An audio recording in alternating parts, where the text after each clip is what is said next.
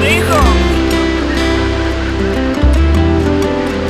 Si estás buscando cómo poder quitar esas ganas de disfrutar, de olvidarte de todo, yo conozco el lugar.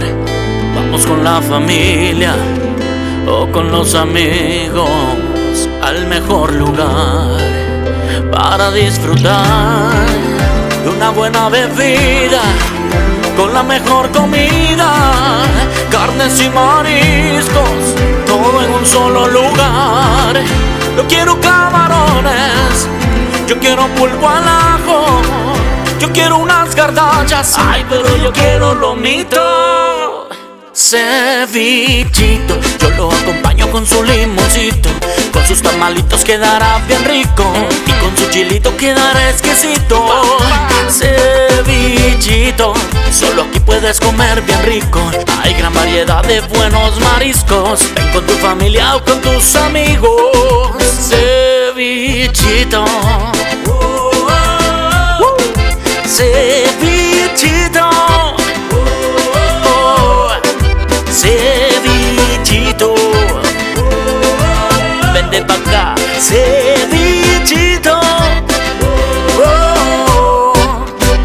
Vamos a bailar, vamos a comer, a pasárnosla bien, no importa con quién. Un paso para un lado, un paso para el otro, dando la vuelta y moviéndolo todo. Vamos a bailar, vamos a comer, a pasárnosla bien, no importa con quién. Un paso para un lado, un paso para el otro, dando la vuelta y moviéndolo todo.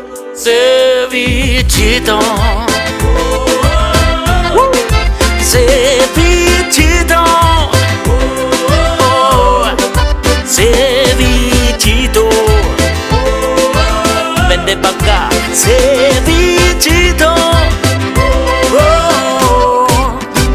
Vamos a bailar, vamos a comer, a pasárnosla bien, no importa con quién. Un paso para un lado, un paso para el otro, dando la vuelta y moviéndolo todo. Vamos a bailar, vamos a comer, a pasárnosla bien, no importa con quién. Un paso para un lado, un paso para el otro, dando la vuelta y moviéndolo todo. Cevichito, pa' mí, pa' ti, pa' todos muchachos, pa' la familia y pa' los amigos.